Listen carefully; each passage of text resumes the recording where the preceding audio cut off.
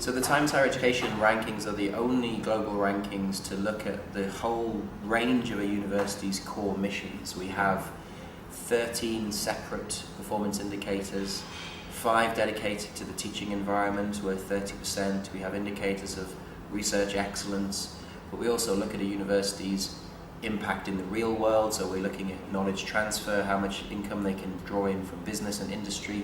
And we also look at the global outlook of a university as well, how many internationally co-authored papers they have, how many international faculty they've been able to draw in. But it's primarily driven by research excellence.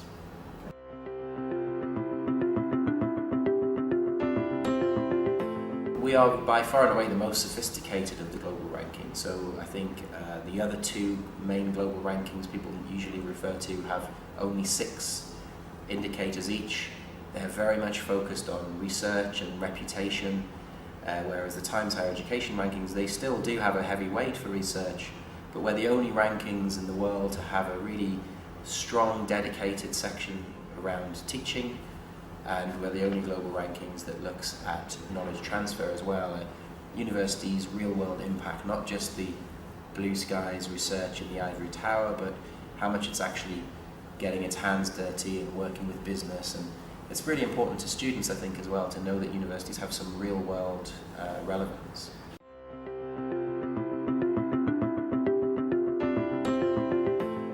We start off with a basic principle. We want to capture what universities do. We need to capture teaching, we need to capture research, we need to capture international outlook, and we need to capture knowledge transfer.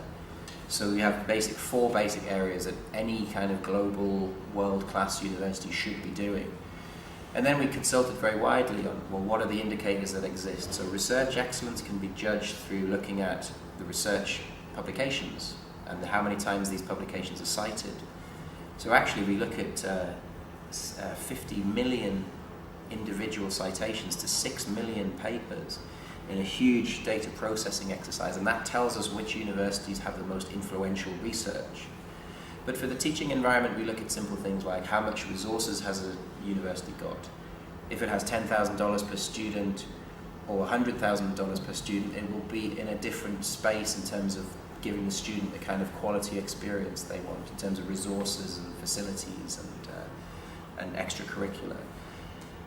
So really we use a very complex range of indicators. We actually have 13 separate ones, so it's a really complex, nuanced picture.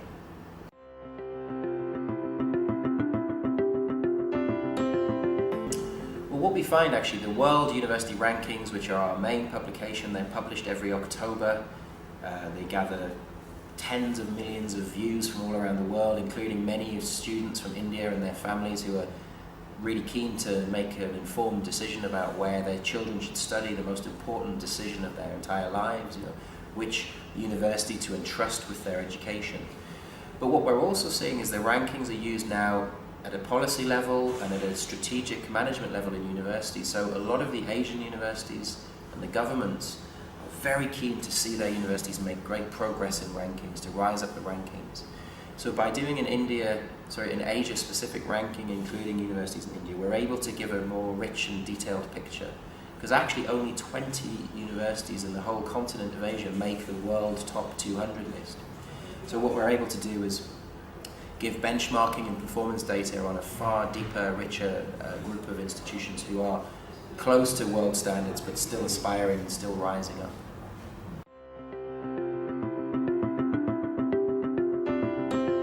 One of the things that we're really delighted at is that the Indian universities, I think, have all appreciated that rankings are here to stay, and they've all accepted that they need to take part in rankings. If they have aspirations to be world class, and obviously in India many universities should see themselves as world universities, some of the famous names, the IITs, University of Delhi, they should all be aspiring to world class status. And the big thing is India now has, with support from government and direction from the Prime Minister's office, has realized it needs to take part in rankings. So what we'll see is more and more Indian universities actually having their data analyzed, finding themselves being made more visible in the world rankings and in the Asia rankings, which I think helps drive the reputation, helps drive the performance of the institutions through competition, and also gives them data that allows them to analyze the performance. What are their strengths and weaknesses? How do they compare with the world's best?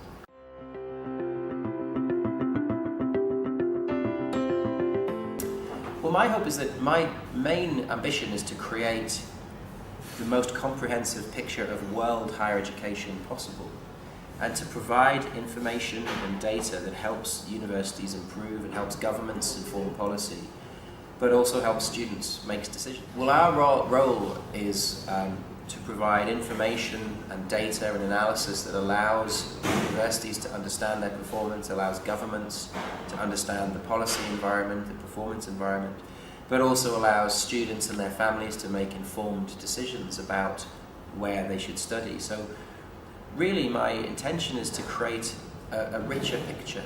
And the traditional rankings are so heavily dominated by the US and Western Europe that we feel that actually we need to be able to showcase Asian universities that are very good. Because actually increasingly now, places like China and Korea, they're increasingly drawing in international students. They want to demonstrate their strengths. And of course for India, it's a case of recognizing that India has strengths within India. Students don't always have to leave India to get a good education. They can make better decisions and informed decisions about choosing a university within India. Traditionally, I think there was a sense that most Asian students felt they had to go to America or Britain.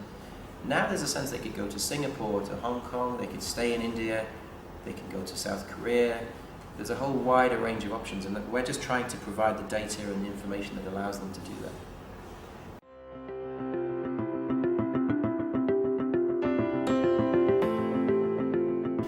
I think for some universities in India, and maybe it's a significant minority, but for some, absolutely, they should be performing at a global level. Except IITs, would you like to name some? Well, I think the IITs are among the strongest in India. So we are seeing in the world rankings top 400 list, IIT Kharagpur, IIT Kanpur, IIT Guwahati making good progress. So I think universities in India are already starting to show that they can compete on a world stage, they can make an impact at a global level, but the rankings also help them demonstrate where they need to improve, where their strengths and weaknesses are. So absolutely, a country of India's great economic power, its growing economic influence, the largest democracy in the entire world, they should have world-class universities. So maybe not all of them, but certainly a significant group should be nurtured and developed to compete with Harvard and Oxford and Tokyo.